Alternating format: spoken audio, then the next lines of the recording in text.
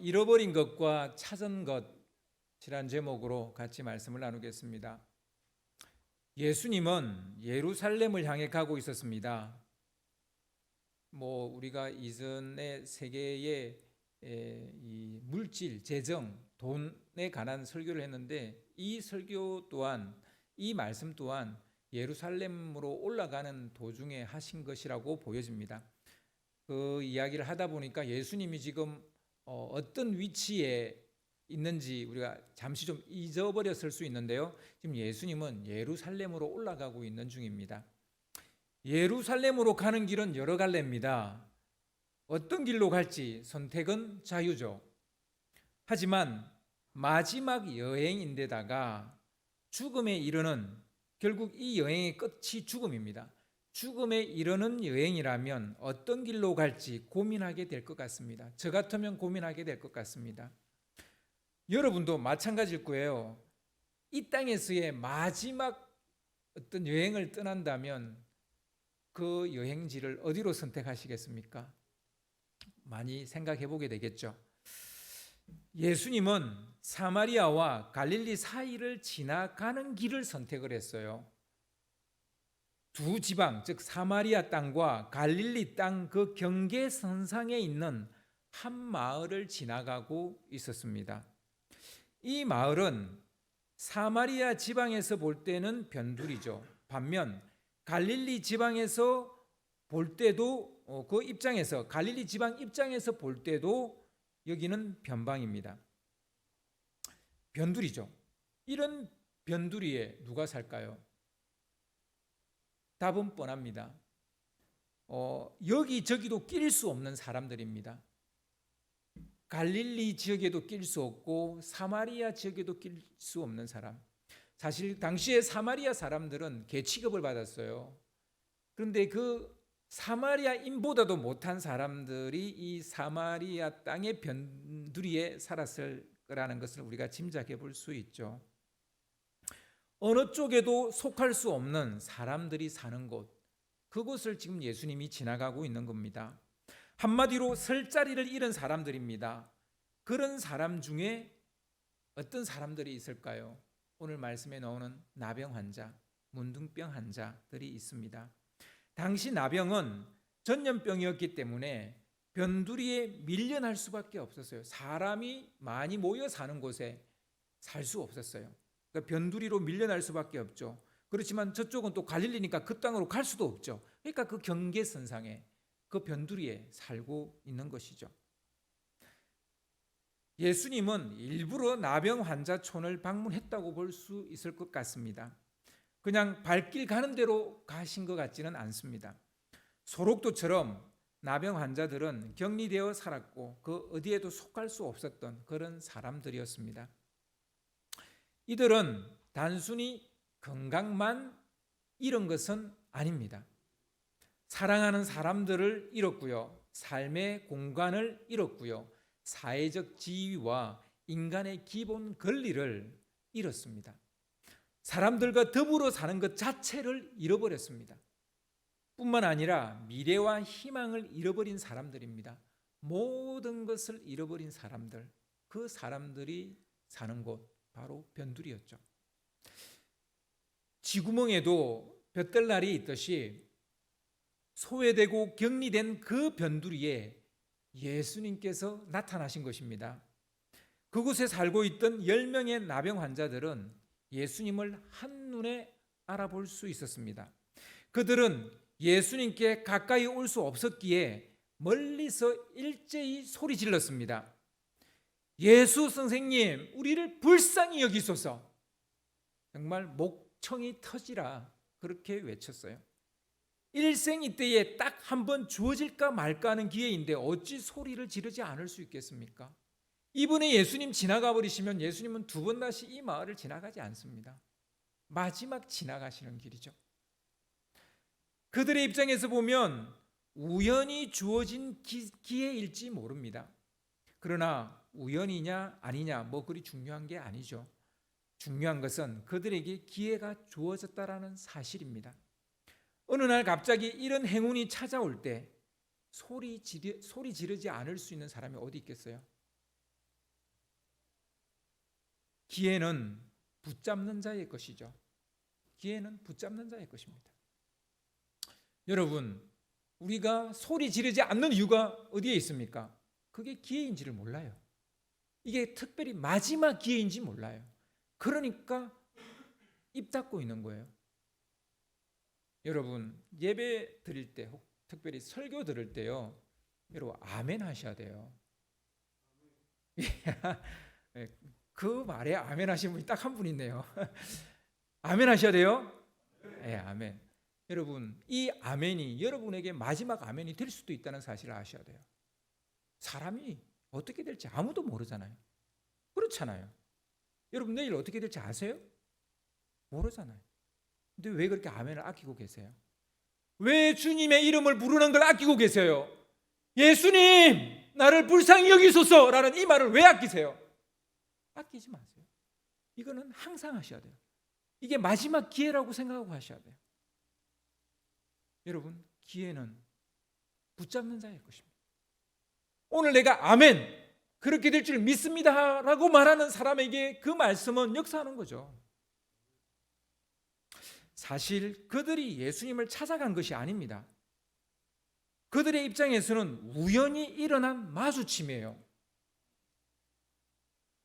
그냥 햇빛 따뜻한 곳에 나와 앉아 있는데 예수님이 지나간 거예요. 하지만 우리 주님에게 그들은 우연이 아니라는 거예요. 그들에게는 이것이 우연한 마주침일지 몰라도 우리 주님에게 그들은 우연이 아니라는 거예요. 삶의 기회를 주고자 힘든 발걸음을 하신 것입니다. 주님도 지금 십자가를 향해서 가고 있는 길이에요. 저들은 나를 만날 수 있는 마지막 기회를 가지고 있는 사람들이에요. 그래서 그들을 찾아간 겁니다.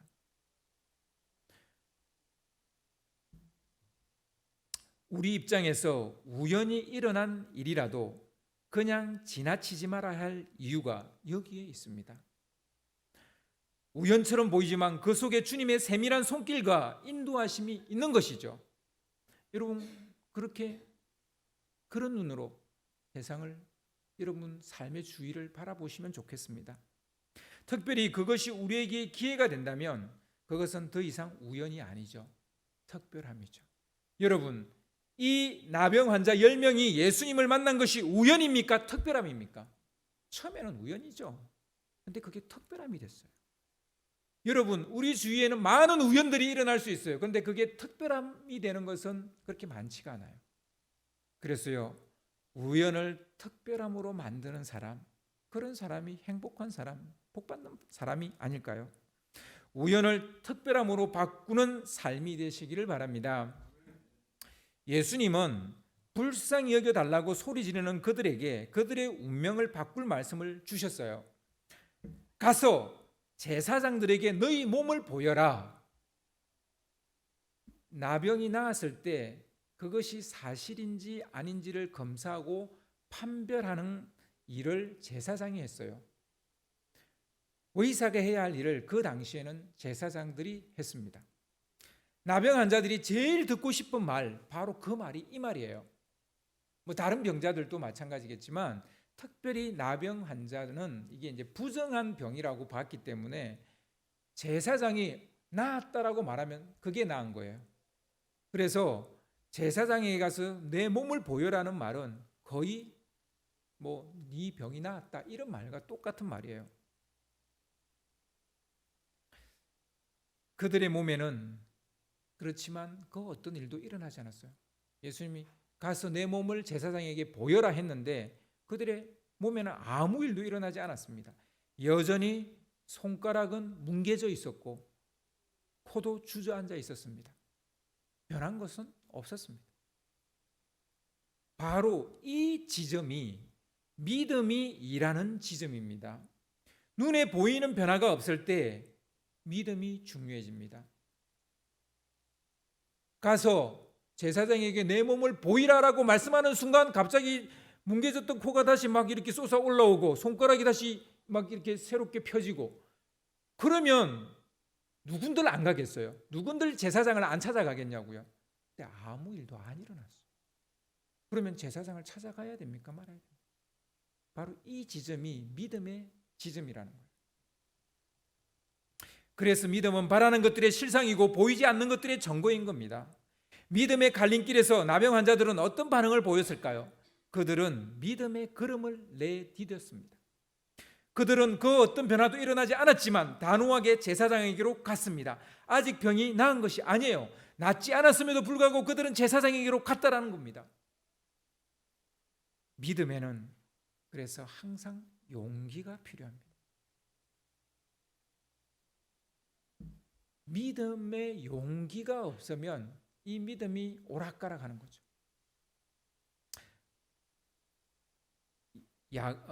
아직 어떤 변화도 없었습니다. 하지만 그들은 용기를 내서 제사장에게로 간 거죠. 용기 없는 믿음이 항상 발목을 붙잡습니다. 나름대로 나는 믿음이 있는 것 같은데 항상 이 용기가 안 나서 내 믿음이 이렇게 막 싹 오르다가 햇빛에 막 말라버리는 그런 믿음이 돼버리는 거예요. 야고보스가 말하는 믿음은 행동하는 믿음이죠. 행동하는 믿음이 되려면 언제나 이것이 필요한데 그것이 용기입니다. 우리 삶에 기적이 일어나기를 원한다면 용기를 가져야 합니다. 우리를 둘러싸고 있는 것은 하나같이 용기를 잃어버리게 하는 것들만 있어요. 항상 용기를 빼앗아가는 것들만 우리 주위에 있습니다. 그러나 다른 것은 다 내어줘도 좋아요. 그렇지만 용기만은 내어주면 안 됩니다. 나병 환자들은 이런 것이 많았습니다.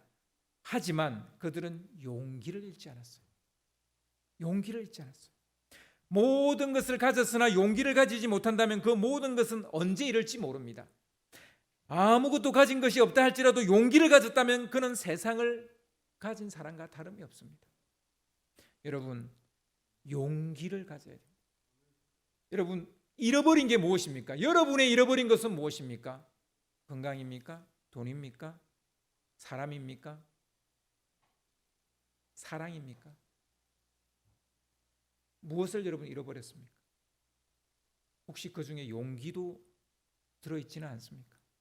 여러분, 용기를 잃어버리면 모든 것을 찾아올 수가 없어요. 근데 용기를 잃지 않으면 그 모든 것을 찾아올 수 있습니다. 여러분은 무엇을 잃었으며 무엇을 가졌습니까? 여러분, 그 무엇과도 바꿀 수 없는 것은 용기라는 것을 기억하시길 바랍니다. 오늘 여러분이 기도하실 때 반드시 주님께 구해야 할 것이 있다면 용기를 달라고 기도해야 합니다. 여러분, 오늘 예배를 드리고 삶의 자리로 나갈 때 반드시 들고 가야 될 것이 있다면 용기입니다. 용기를 들고 삶의 자리로 들어가셔야 돼요. 믿고 용기를 낸 나병 환자들에게 그야말로 기적이 일어났습니다. 제사장을 찾아가는 길에 몸이 깨끗해졌던 것입니다. 믿고 나갔을 때 기적이 일어났던 것이죠. 용기 있는 믿음으로 나갔을 때 치유의 기적이 일어난 것이죠. 불치병이었고 전염병이었던 나병이 나았다는 것은 기적이 아닐 수 없습니다. 그들은 잃었던 건강한 몸을 되찾았습니다. 용기 있는 믿음으로 말미암아. 그런데 그 가운데 한 사람만 자기의 병이 나은 것을 보고 큰 소리로 하나님께 영광을 돌리면서 예수님께로 되돌아왔습니다. 여기서 하나님께 영광을 돌렸다라는 것은 찬양을 했다라는 말입니다. 그래서 영어 NIV를 보면 praising God 이렇게 되어 있습니다. 하나님을 찬양하다 이렇게 되어 있습니다. 은혜 받은 자는 많으나 하나님께 영광의 찬송을 하려는 사람은 그렇게 많지 않은 것 같아요. 10분의 1인 것 같아요. 은혜 하는 사람은 10명이라면 그 중에 받은 은혜로 하나님을 찬양하는 사람은 1명 정도밖에 안 된다라는 것을 이야기하고 있습니다.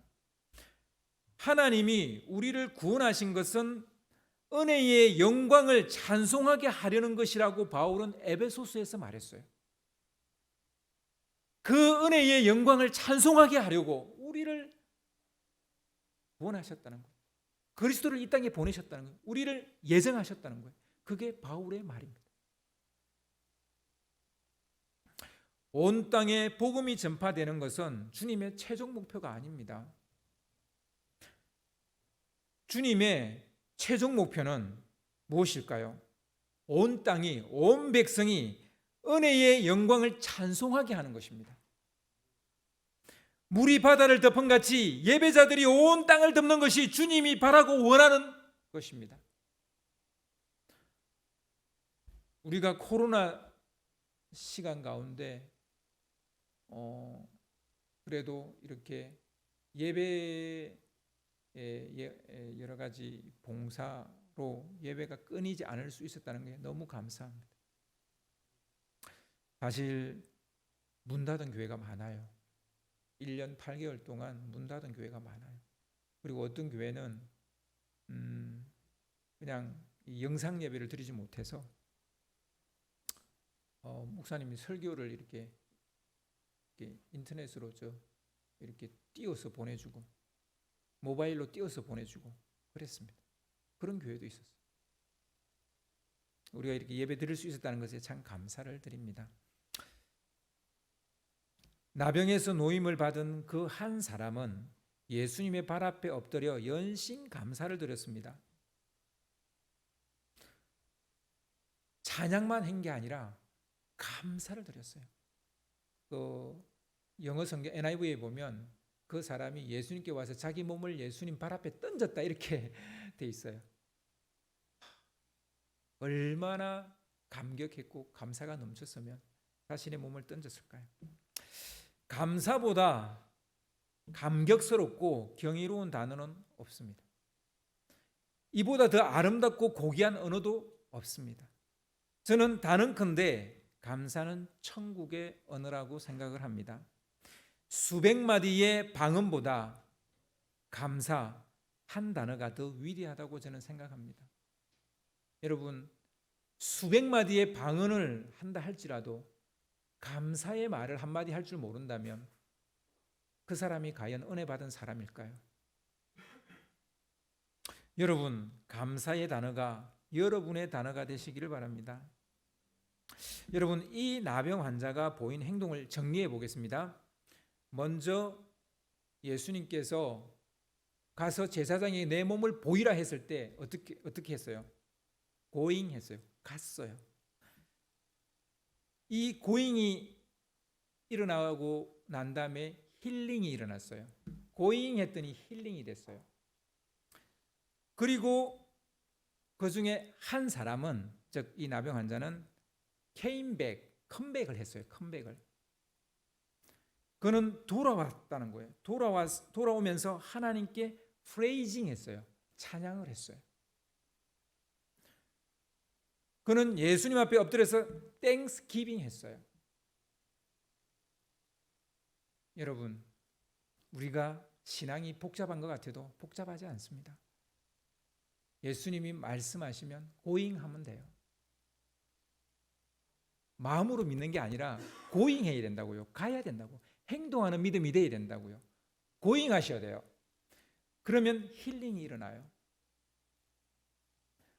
그리고 거기서 끝나면 안 돼요. 여기서 끝난 사람이 너무 많아요.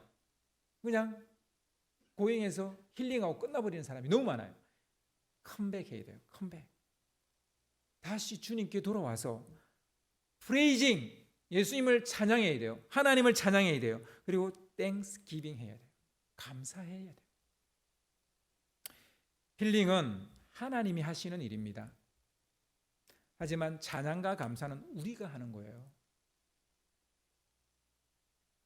여러분, 우리가 해야 될 찬양과 감사는 하지 않고 자꾸 힐링을 하려고 그래요.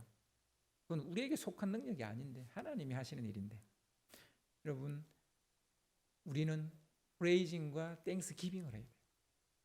누가 찬양과 감사를 할 수 있습니까? 컴백한 사람만 할 수 있어요. 하나님이 우리 가운데 어떤 일을 행하였을 때 우리는 얼마나 컴백했습니까? 하나님 나에게 어떤 일을 행하셨을 때 나는 정말 컴백했습니까? 컴백해야만 하나님께 영광을 돌릴 수 있고 감사를 할 수 있습니다. 컴백이 안 된 사람한테 찬양해라, 감사해라, 안 돼요. 억지로 시킬 수는 있어도 진정으로 마음으로 진정한 찬양과 감사는 안 돼요. 그래서 혹시 여러분 중에 예배가 정말 사모가 되지 않고 정말 하나님 찬양하는 것이 즐겁지 않고 찬양하는 시간은 내가 정말 목숨이 끊어진다 할지라도 이 자리는 지키겠다는 생각이 안 든다면 컴백이 안 된 거예요. 하나님 여러분 구원을 하셨어요. 힐링은 하셨어요. 근데 컴백이 안 됐어요.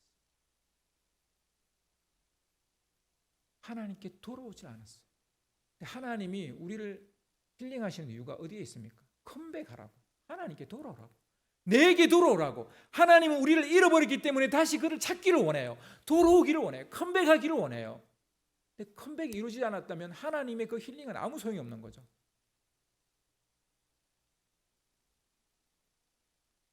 하나님이 안타까워하는 지점이 바로 여기입니다. 찬양과 감사는 두 가지 전제 조건이 있어요. 힐링과 컴백이에요. 하나님의 특별한 은혜와 우리의 컴백이 있어야 할 수 있는 일입니다. 그런데 여기서 우리는 숫자 놀이를 하지 않을 수가 없는데요. 갈 때는 10명이 갔어요. 그러나 돌아온 사람은 한 사람밖에 없었다는 것입니다. 그래서 예수님이 물었어요. 10사람이 깨끗해지지 않았느냐? 너하고 같이 간 그 10사람 다 깨끗해지지 않았느냐? 모두 깨끗해졌어요. 뭐 이 말이 나오지 않지만 문맥상은 그렇다는 말을 이 사람이 한 것 같아요. 그런데 나머지 9명은 어디에 갔어? 이 말이 그 말이잖아요. 하나님께 영광을 돌리러 되돌아온 사람은 이 이방 사람 한 명밖에 없느냐? 나머지 유대인 9명은요 나병이 낫자마자 그냥 유대인이 돼버렸어요. 나병이 낫자마자 그리스도인이 된 게 아니라 유대인으로 다시 돌아가 버리고 이 사마리아인 한 사람만 그리스도 앞에 왔어요.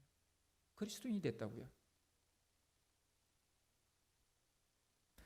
많은 사람이 하나님 앞에서 문제 해결을 받고 다시 그냥 자기 방식대로 살아요. 자기가 또 인생의 여전히 주인이에요. 컴백이 안 돼요. 하나님께 돌아오질 않아요. 안타깝게도 이 9명은 온전한 몸을 되찾았지만 믿음과 마음은 되찾지 못했던 거예요. 건강은 컴백했지만 믿음과 마음은 컴백하지 못했던 거예요. 주님이 가장 안타까워하는 일 중에 하나가 바로 이것이라고 저는 생각을 합니다.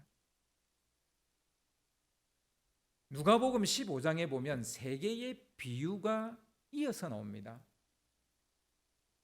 뭐 이 세 개의 비유를 모르는 사람은 거의 없을 거예요. 잃은 양을 찾은 목자 비유가 제일 먼저 나오고요. 그 다음에 잃은 드라크마를 찾는 여인 비유가 나오고요. 마지막으로 잃은 아들을 찾는 아버지 비유가 나와요. 이 세 비유의 특징은 잃은 것이 있을 때 그것을 찾을 때까지 부지런히 찾았다는 게 특징이에요. 이 비유가 다 똑같아요. 정말 부지런히 찾았던 거예요. 아버지는 늘 동구 밖에서 아들이 이제나 저제나 오나 안 오나 늘 목이 빠지라 기다렸죠. 또 다른 특징은요, 찾았을 때 즐거워하면서 이웃을 불러 잔치를 벌이고 같이 즐겼다는 거예요. 즐거워했다는 거예요. 계산상으로 보면 참 말이 안 됩니다. 99마리를 덜해두고 71마리를 찾아갔다는 것도 그렇고, 더 이해할 수 없는 것은 한 마리를 찾았는데 온 동네 사람을 불러서 잔치를 벌이면 찾은 양 한 마리보다 더 많은 비용이 들어갈 텐데 왜 그러느냐는 거예요. 그런데도 목자는 그 벗과 이웃을 불러 모아서 잔치를 벌였다는 거예요. 그 기쁨을 나누었다는 거예요. 이 비유는 죄인 한 사람의 가치가 얼마나 큰 것인지를 말해주는 비유입니다. 동시에 그 기쁨, 잃은 것을 찾았을 때의 그 기쁨이 얼마나 큰지를 보여주는 비유라는 것입니다. 이거는 일반적인 계산으로 되어지는 게 아니에요.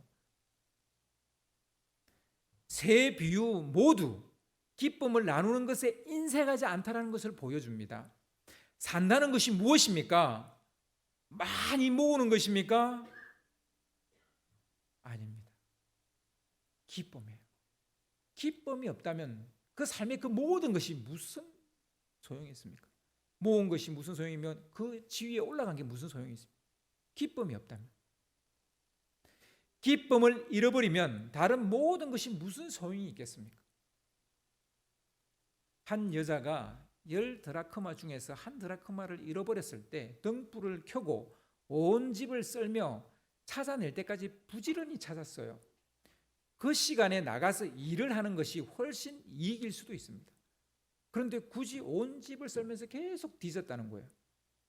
이 비유에서도 70드라크마를 찾아내면 벗과 이웃을 불러 모아 같이 즐거워할 것이라는 그런 말이 나옵니다. 이해타산이 맞지 않아도 이렇게 하는 이유가 뭘까요? 이런 것은 단순히 돈의 가치만 있지 않기 때문입니다. 그 잃은 양 한 마리는 내 양이라는 것, 내가 어려서부터 돌봤고 키웠고 내 마음을 쏟았던 양이에요. 돈으로 계산이 안 되는 거죠. 여러분, 우리 한 사람이 75억 중에서 우리 한 사람이 돈으로 계산되면 주님 우리를 위해서 대신 십자가 지셨겠어요? 우리를 사랑하기 때문에. 찾은 것도 단순히 돈의 가치만 찾은 것이 아니기 때문입니다. 빵 중에는 눈물 젖은 빵이 있고요. 반지 중에는 사연이 있는 반지가 있고요. 마찬가지로 돈에도 나름의 사연이 있을 수 있는 거죠. 그렇습니다. 한 아버지에게 두 아들이 있었는데 둘째 아들이 아버지가 멀쩡하게 살아 계신데도 재산을 상속해 달라고 했습니다. 둘째 아들은 그렇게 때를 써서 상속을 받은 재산을 가지고 타국에 가서 모두 탕진해 버립니다. 뒤늦게 후회하며 다시 아버지께 돌아왔을 때 아버지는 기꺼이 그 아들을 받아들였습니다. 잃어버렸다 다시 찾은 아들이고 죽었다가 다시 살아난 아들이라면서 정말 기뻐했어요. 아버지는 너무 기쁜 나머지 송아지를 잡아서 먹고 즐기자 잔치를 벌였어요. 풍악을 울리고 춤을 추며 즐거워했습니다. 그때 밭에서 일하다 돌아온 큰아들이 이 광경을 지켜보고선 엄청 분노를 했습니다. 그 잔치에 참여하지 않으려 했습니다. 결국 아버지가 나와서 그를 설득할 수밖에 없었어요. 우리는 여기서 기쁨을 함께 누리지 못하는 또 한 사람을 만나게 됩니다. 이는 둘째 아들의 이야기 아니라 큰 아들의 이야기라는 거예요. 그는 늘 아버지 곁에 있는데 기쁨이 없어요. 그는 늘 아버지 옆에 있었는데 기쁨이 없어요. 그 모든 것이 자기 것인데 자기 것인지를 몰라요. 그러니까 기뻐하지 못하는 거예요.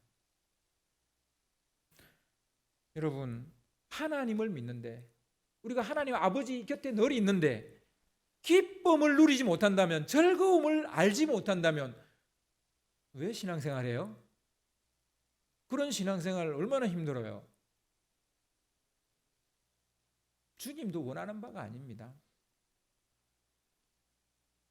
주님이 우리를 구원하신 것은 주님이 우리가 주님과 함께 기뻐하는 것을 보기를 원해서입니다. 주님이 보실 때 이 세대의 문제가 바로 이것이라고 하십니다. 누가복음 7장 31절 32절은 이것을 간단 명료하게 이렇게 설명을 합니다. 좀 띄워주시기 바랍니다. 또 이르시되 이 세대의 사람을 무엇으로 비유할까? 무엇과 같은가? 비유하건대 아이들이 장터에 앉아 서로 불러 이르되 우리가 너희를 향하여 피리를 부르도 너희가 춤추지 않고 우리가 곡하여도 너희가 울지 아니하였다 함과 같도다. 함께 기뻐하고 함께 슬퍼하지 못하는 것이 이 세대의 가장 큰 문제라는 거예요. 이 세대의 그리스도인의 문제는 뭘까요? 예배가 죽어버렸어요. 예배에 기쁨이 없어요. 이게 문제예요. 예수 믿는 사람은 많아요. 근데 예배 시간에 일어나서 뛰면서 주님 앞에 춤추는 사람이 없어요. 주님 앞에서 즐거워하는 사람이 없어요. 옷이 내려가는지도 모르고 춤추는 사람이 없다는 거예요.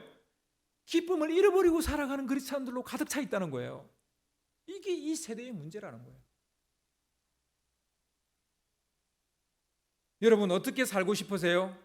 어떻게 살아야 잘 살았다는 말을 주님께 듣게 될까요? 저는 단언컨대 기쁨을 잃지 않는 것이라고 말하고 싶습니다. 여러분, 예수 믿는 것은 기쁜 거예요. 익사이팅한 거예요. 즐거운 거예요. 근데 억지로 와서 졸고 앉아 있다면 그건 고문이죠. 그게 예수 믿는 것은 아니죠.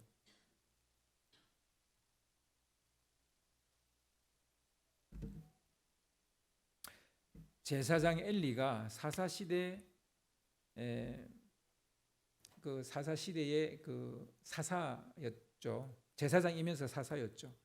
근데 그 시대 때, 엘리 시대 때 이스라엘은 블레셋과 전쟁을 하고 있었는데 그 전쟁에 이기겠다고 하나님의 언약궤, 법궤를 들고 나갔다가 뺏겼어요.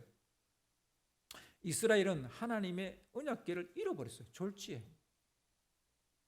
이스라엘의 중심이 하나님의 언약궤예요.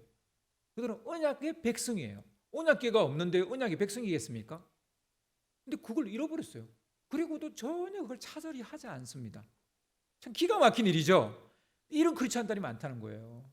우리는 언약의 백성이 됐는데 실제로는 언약궤가 우리 안에 없어요. 근데 그걸 차절이 하지 않아요. 신앙을 회복시키려 하지 않아요. 하나님을 열정적으로 찾으려 하지 않아요. 이것을 찾은 사람이 누구입니까? 누구예요? 다윗이죠. 다윗이죠. 왜 다윗이 위대한 사람이 될 수 있었습니까? 잃어버렸던 언약궤를 찾아온 사람이기 때문이에요. 다윗은 언약궤를 되찾아서 예루살렘에 있는 다윗의 성에 딱 모셔놓으려고 딱 가지고 오는데 그게 얼마나 기쁘고 좋은지 너무너무 즐겁고 좋아서 춤을 추는데요. 자기 옷이 내려가는지도 모르고 춤을 춰요. 다윗이 이렇게 춤추며 기뻐한 것은 하나님이 다시 온 이스라엘의 왕으로 임재하는 것이나 똑같은 거기 때문에. 그리고 하나 더 있는데 하나님이 자기를 온 이스라엘의 왕으로 세워주셨기 때문이에요. 그는 하나님으로부터 놀라운 은혜를 입었습니다. 그는 항상 그것을 기억하고 있었습니다. 그래서 그는 하나님께 영광을 돌리는 것을 잊지 않았습니다. 그래서 그는 왕의 그 보좌에 앉아 있는 것보다 하나님의 성전에서 있는 것이 훨씬 좋다고, 거기에 있고 싶다고 늘 성전을 사모하는 그런 노래를 불렀던 사람입니다. 하나님 앞에서 기뻐하고 즐거워하는 것을 그는 잊지 않았습니다. 사울의 딸이고 다윗의 아내가 된 미갈이 백성 앞에서 옷 내려가면서 춤추는 다윗을 보고 비웃고 비난을 했어요. 그러자 다윗은 이런 말을 했습니다. 사무엘하 6장 21절을 보면 좀 띄워주세요. 다윗이 미갈에게 이르되 이는 여호와 앞에서 한 것이니라. 사람 앞에서 한 게 아니라는 거예요. 그가 내 아버지와 그의 온 집을 버리시고, 그러니까 저 미갈이죠. 너의 집, 너의 아버지와 너의 온 집안을 버리시고 나를 택하사 나를 여호와의 백성 이스라엘의 주권자로 삼으셨으니 내가 여호와 앞에서 뛰놀리라. 우리가 왜 여호와 앞에서 뛰놀지 못할까요? 바로 미갈 때문이에요. 자꾸 미갈을 생각하는 거예요. 나를 비웃는 사람 있지 않을까? 나를 비난하는 사람은 있지 않을까? 왜 없는 미갈을 만들어요? 또 그 미갈이 옳습니까? 옳지도 않아요. 내가 옳아요. 춤추고 싶은 내가 옳아요. 그런데 왜 그 미갈의 눈에 나를 맞춰야 돼요? 왜요? 왜 그래야 돼요? 미갈은 그래서 이 이유로 아이를 낳지 못합니다. 여러분, 다윗이 찾은 것이 무엇인지 분명하게 보이지요. 그가 얻은 것도 분명해 보이죠. 다윗이 찾고 얻은 것은 언약궤가 아니라는 거예요. 뭡니까? 찬양과 감사와 기쁨이라는 거예요. 다윗이 진짜 얻었던 것은 언약궤가 아니라는 거예요. 하나님을 찬양하고 감사하고 기뻐하는 것, 그걸 얻은 거예요. 언약궤는 눈에 보이는 거예요. 눈에 보이는 거예요. 여러분, 우리 예배가 어떠해야 할까요? 죽을 수밖에 없었던 우리를, 사망의 자리에 놓여 있던 우리를 주님께서 영원한 생명으로 옮겨 놓으셨습니다. 버림받은 자였으나 이제 하나님의 자녀가 되었어요. 하나님께 속한 자가 되었어요.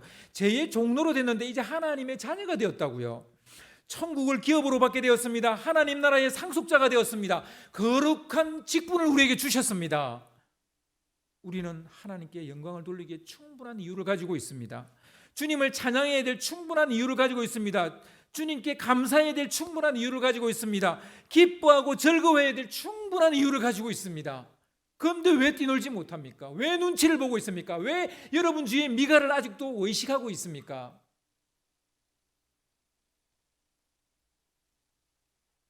여러분은 9명에게 속합니까? 아니면 1명에 속하십니까? 우리의 숫자 놀이는 정확해야 됩니다. 왜 숫자 놀이 하지 않으세요? 숫자 놀이 하세요. 9명에 속합니까? 1명에 속합니까? 아직도 컴백하지 않은 9명에 속합니까? 컴백한 1명에 속하십니까? 컴백에서 찬양하고 감사하고 기뻐 뛰노는 그 사람에 속하십니까?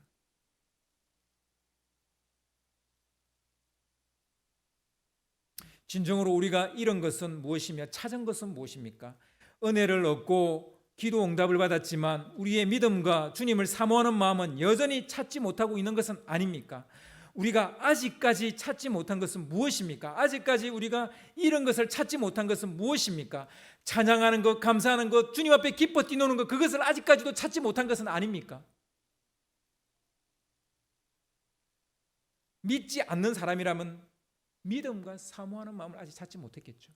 근데 여러분 믿는 사람이라면 찬양하는 것과 감사하는 것과 그리고 하나님 앞에서 기뻐 뛰노는 것을 찾지 못한 것은 아닙니까?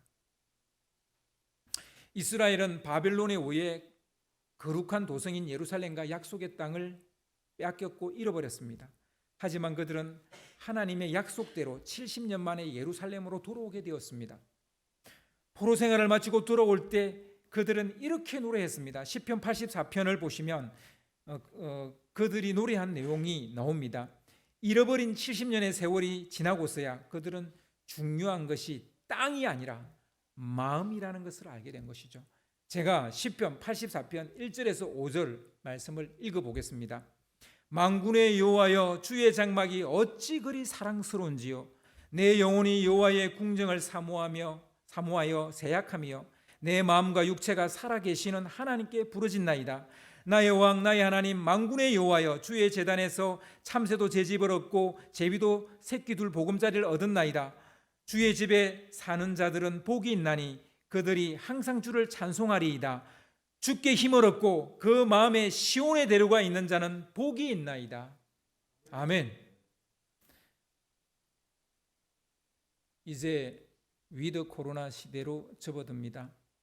코로나 시대에 우리가 잃은 것은 무엇입니까? 우리가 얻은 것은 무엇입니까? 우리가 되찾아야 할 것은 무엇입니까? 아직도 찾지 못한 것은 무엇입니까? 반드시 찾아야 할 것은 무엇입니까? 컴백해서 하나님께 영광을 돌리고 감사하고 그분 앞에 기뻐하며 즐거워하는 것 아니겠습니까? 여러분, 산다는 것이 무엇입니까? 바로 이런 것이 아니겠습니까?